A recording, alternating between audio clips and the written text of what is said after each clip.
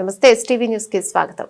సంగారెడ్డి జిల్లా పటాన్చెరు పట్టణంలో నూతనంగా నిర్మించనున్న పోలీస్ డివిజన్ కార్యాలయానికి ఎమ్మెల్యే గూడెం మైపాల్ రెడ్డి భూమి పూజ చేశారు. జాతీయ రహదారి విస్తరణలో భాగంగా పటాన్చెరు పాత డీఎస్పీ కార్యాలయాన్ని తొలగించనున్న నేపథ్యంలో ఆధునిక సదుపాయాలతో కొత్త పోలీస్ డివిజన్ కార్యాలయాన్ని నిర్మించేందుకు చర్యలు చేపట్టినట్లు ఆయన తెలిపారు. 12 కోట్ల సిఎస్ఆర్ నిధులతో 4 అంతస్తులుగా ఈ భవనాన్ని నిర్మించనున్నారు. లా అండ్ ఆర్డర్, ట్రాఫిక్ విభాగాలు, డీఎస్పీ కార్యాలయాలు కలిపి అన్ని సౌకర్యాలతో ఈ పోలీస్ డివిజన్ కార్యాలయం రూపుదిద్దుకోనుందని వెల్లడించారు.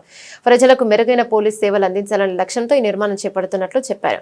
ఈ భవన నిర్మాణం ఏడాది కాలంలో పూర్తయిన అందుబాటులోకి రానున్నట్లు ఎమ్మెల్యే తెలిపారు. ఈ కార్యక్రమంలో పోలీసు అధికారులు, ప్రజాప్రతినిధులు, స్థానిక నాయకులు పాల్గొన్నారు. పోలీస్ డివిజన్ ఆఫీస్ అలాగే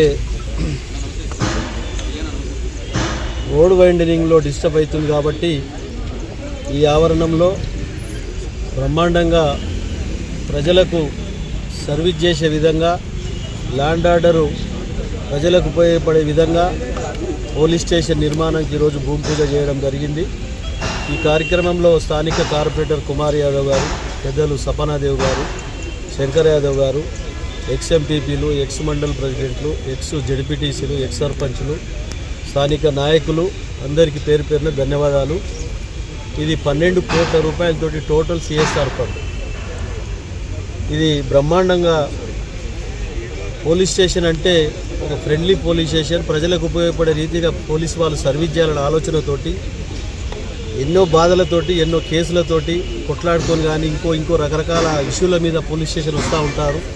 వారికి ఒక waiting hall, water facilities, bathrooms అన్నీ కలుపుకొని ఒక హాల్ చేయడం జరుగుతూ ఉన్నది.